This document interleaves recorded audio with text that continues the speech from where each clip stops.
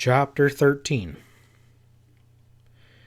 Sam, SLOAN, and Ezra stopped their horses in the trail a few feet beyond the oak tree in which Pat was perched. Neither of them looked up. Sam frowned and said gravely to Ezra, "Damned if I didn't think I heard a voice. Kind of sounded like 'twas coming from the sky." Ezra looked relieved. "By God, Sam, I'm glad you heard it too. I thought maybe I slipped a cog." It wasn't no angel, though. Had sort of a he voice, it sounded like to me. You ever hear of a he angel, Ezra? I sure never did. Ezra lowered his voice to a doubtful bellow. "Well, maybe, except Gabriel, maybe. Do you know, Sam, that it could be him a-talking to us?" Pat said loudly, "All right, you had your say-so, even if it wasn't funny." Sam cocked his head sideways and beamed up at Pat Stevens sitting above them in an oak tree limb. He drawled, "Well, land sakes, Ezra, take a squint up yonder and tell me if you see what I do. It looks like old Pat Stevens is scrunched up onto a limb like he's turned into a dang buzzard. And he's talking, by God, almost human. Buzzards can't talk, though." Ezra squinted his one eye upwardly with mock seriousness, and then let out a whoop of laughter at the sight of Pat's face. "Well, danged if you don't look plumb funny, Pat. Whereat did you fly from?" Pat Stevens slid off the limb and let himself down full length, holding on with his hands for a moment, then dropped lightly to the ground. "You boys are as funny as a pair of busted crutches. Slide off them horses and let us have a powwow." They stepped down from their saddles, still chuckling gleefully, and Sam gave Pat a hard hand grip while Ezra almost bowled him over with a mighty blow to the shoulder. "How'd you get here, you son of a gun, Sheriff?" Sam exploded. "We sure wasn't expecting to see you no more. Thought you'd be busy chasing around and hunting bank robbers and such." "I am," Pat said quietly. "You're what?" Sam glanced swiftly at Ezra. "Chasing bank robbers. You damn fool, Ezra. What'd you do that for?" "Why'd I do what for, Pat?" Ezra looked innocent, but his scarred face was so guilty and contrite, well, Pat couldn't repress a grin. He stifled his grin and said soberly, "Break into the bank. You might have known that I'd have to be on your trail for that." "And how come you think Ezra broke into the bank?" Pat snorted his disgust. "I saw him when he went out the door. Who'd you think it was shooting over your head and giving you a chance to slip away?" he asked Ezra scathingly. "Who do you think it was that sent the posse riding off in the wrong direction?" "Gosh almighty, Pat, was that you inside the bank when I come out?" Pat nodded. "I had the place surrounded airtight. Hell, you stayed in the vault half an hour with the light a-shining out the window." Pat said defensively, "Well, it took a long time to get the money. I'm sure obliged to you for helping out." "But why in tarnation did you ride out here to stop us?" Sam interjected. "That don't make any sense. Letting us get away last night and then riding out after us." "'Cause I aim to take the money back to the bank." "I reckon not, Pat." Sam's voice was gentle but decisive. "We're keeping it." "I'm still sheriff of Powder Valley," Pat said. "Well, that's too bad." Sam's voice was inflexible. "We're still keeping the money." "We can't stand around here too long," Ezra put in. "There's some fellers after us, one at the least. He smoked us out of the windrow cabin a while back, and then he tried to ride over the mountain and cut us off. He'll be turning back when he sees that rock slide, and then he'll be back on our trail again. Sam and me, we wants to keep ahead of him. Because we feel like there's already been too much killing. Pat moved back to squat down on the side of the trail with his back against the oak tree trunk. He began rolling a cigarette and said, "That was me." A little moment of silence followed his statement. Then Sam drew in a deep breath and asked disbelievingly, "You mean that was you back at the Windrow cabin, and that you rode over that mountain?" "That's right." Pat didn't look up from his cigarette. "And you rode over that shale slide to get here ahead of us?" "Well, how else could I head you off? You'd never let me come up from behind you."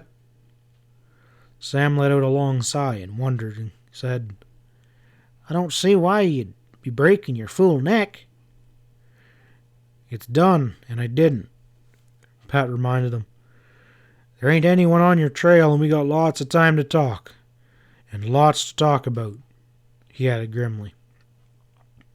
Sam and Ezra looked at each other, then squatted down and began rolling cigarettes. "I don't know how much you know about things," Sam began unhappily. "We had a real good reason for robbing the bank and taking to the owl hoot for the border."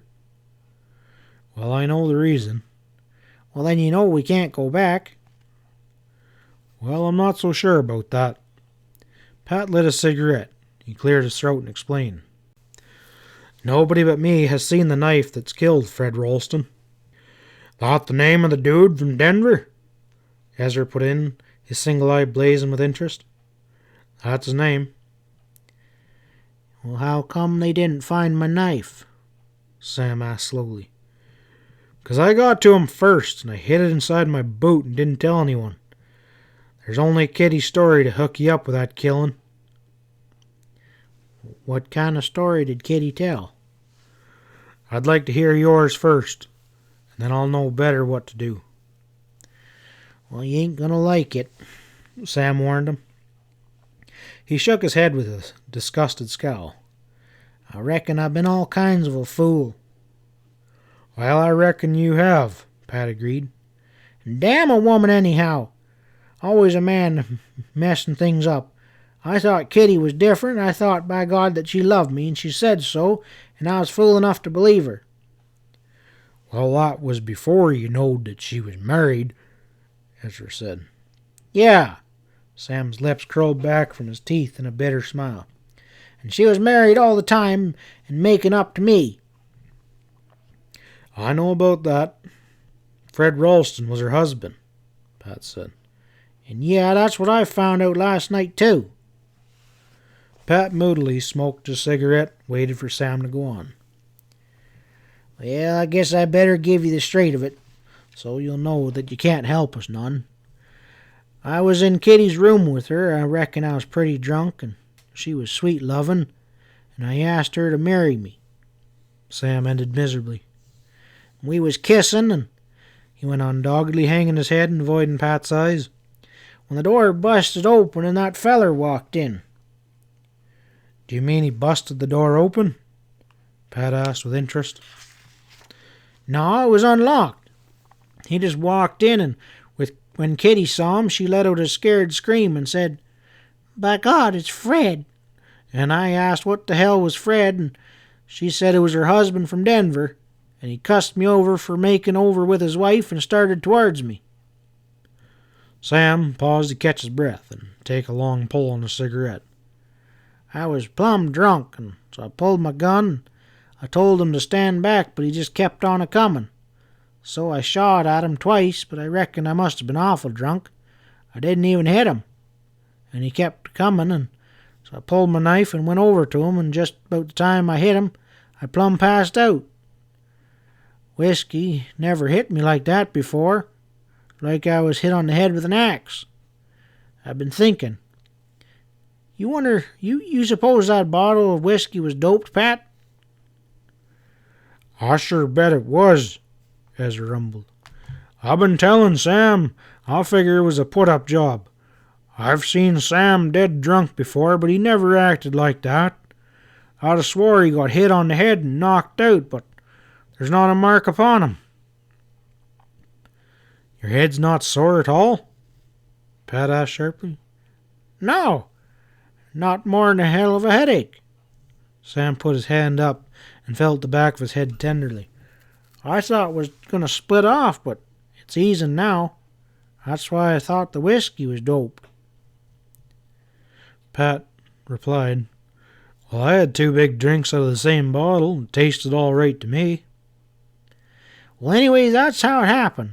All I remember is going after him with my knife, and when I come to early this morning, Ezra has me tied over the saddle. He told me about the feller being dead and about him robbing the bank, so we figured on cutting west across the range and down into Mexico. I don't suppose you got any better idea? He ended savagely. Well, I'd like to hear Ezra's part about it. Pat twisted his big face into a mongrel scowl. Well, there's not so much use for me telling. He took a long puff on his cigarette and threw it away. I told Sam he was playing the fool with that woman. I figured she was after his money, but she wouldn't listen to me at all. He swore she was on the square and he was going to marry her. All right. That ain't got nothing to do with last night, though, Sam replied angrily. Well, he drunk a lot of whiskey in the afternoon, Ezra told Pat. But I didn't think he was terribly drunk, and then Kitty comes in and had a drink or 2 with him, and they went out and up the stairs together. I follered after a time and knocked on Sam's door, but he didn't answer. I could hear people talking in Kitty's room, and I figured it was them. But Sam's old enough to know 'em better, so I didn't do nothing. So I went into my own room and stretched out on the bed. I remembered thinking how damn glad I was that the Pony Express started today, and Sam would be getting away from the hotel and Kitty to go ride his stretch, and then I sort of dozed off just laying there. He paused and scowled angrily. First thing I heard was the shots, and then a pounding on my door. I got up, and Kitty was there, and she was crying and pretty scared. She said something awful had happened, and for me to come in a hurry. So I went across in her room, and there they was, Sam and a feller I never saw before, dressed in fancy city clothes, and there was blood all over, and Sam's knife with blood up on it. And that poor feller staring up at me like he blamed me for being dead. Kitty was wringing her hands and crying, and she begging me to get Sam out of there in a hurry. She said the feller was her husband and that Sam knifed him when he come in and caught them. And him not even having a gun or a knife. And I saw it was a bad mess, so I carried Sam into my room. And he was limp as a drowned rat, but there wasn't a scratch upon him, so I knowed he must have just passed out. And Kitty come in and began talking fast. She recollected that Jeth Bordeaux was taking over the sheriff badge, and she'd heard some things about Jeth that made her figure that he could be bribed to quiet the whole thing down. She pointed out how hard it would go with Sam if it got out that he had killed a man who'd caught him kissing his wife, but she promised to keep hush up about it, saying she hated her husband anyhow and was glad that he was dead. And now she could marry Sam, maybe, if we could use some of our money to pay off Jeth. Well, sounds all right to me. Ezra paused to draw in a long breath, and he squirmed under Pat's direct gaze. What would you have done? He asked defensively. You know a jury wouldn't take kindly to that kind of killing. I didn't blame Sam none, but other people wouldn't look at it that way. I reckon not, Pat said. Did Kitty give any particular reason why she thought Jeth could be bribed? Well, she acted pretty sure he'd do it. Ezra wrinkled his brow. Best as I recollect, she said something about knowing about him before she and him come to the Powder Valley. I didn't ask her much about it, I just told her to see what she could fix it, and told her Sam and me we'd foot the bill with our money we got from selling the ranch. All right, that pretty much makes her pretty clear, Pat told him. What happened to make you take out down a rope through the window and then do a crazy thing like robbing the bank? Well, that's all your fault, Ezra told him scornfully. If you'd turned the sheriff over to Jeff like you were supposed to, everything would have been all right. How'd you know I didn't? I heard you arguing with Joe Dems down at the foot of the stairs about coming up, and I heard you tell Joe that you was still sheriff, so I ducked into my room and locked the door. And when you come a knocking, I kept quiet and didn't answer. Why not? Pat asked impatiently. You knew I'd help you, and you wouldn't have to pay me like you would Jeff. You know damn well why I couldn't ask a thing like that of you, Pat. Ezra shook his big red head earnestly. You take sheriffing too serious. You would have put plumb in the middle of trouble, and Sam, he's your best friend. That's why I couldn't drag you into it. If you did help us cover it up, you'd hate yourself for doing it. You can see that, Pat. I can see how you figured it, but it was the wrong way to do it. Go on with the rest of it, Pat told him. With you still being sheriff, I figured it best to get Sam out of town in a hurry. So I slipped a knot round him and lowered him out the window in my room, and then I tied the other end of the bed and climbed down. I saddled our horses fast and led him around the jail and writ you a note. I left Sam there still passed out and went around to the bank and broke in the back door. I didn't know anyone else saw me, though. Well, why'd you have to add bank robbing to top everything else? Pat demanded weirdly. Well, we had to have money. Ezra looked at him in surprise. All of our cash money, except a few dollars, was in the bank, and we couldn't take out on the owl hoot trail broke. Hell, Pat, that wouldn't have made sense at all. And we couldn't wait till the bank opened till morning. I didn't see no other way but to take it out my own self. I don't blame you for getting your own money, but I'll take all the rest of it back, every cent. All the rest of what? All the money you stole that don't belong to you, Pat told him firmly. Gosh almighty, that's what I'm telling you.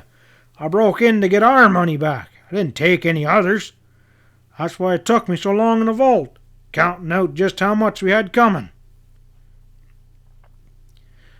Sam began to chuckle at the expression on Pat's face.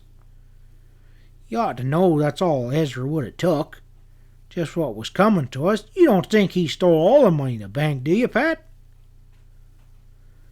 Pat said, all right, maybe I should have guessed it was that way. I'm glad to know it, but there's one more thing I still want to know about. What about Jeff Perdot? What about him? Ezra asked innocently. Well, that's what I'm asking you. Did you see him after you left the hotel? Ezra shook his head with a puzzled look. No, I sure didn't. And what about you? Pat asked Sam.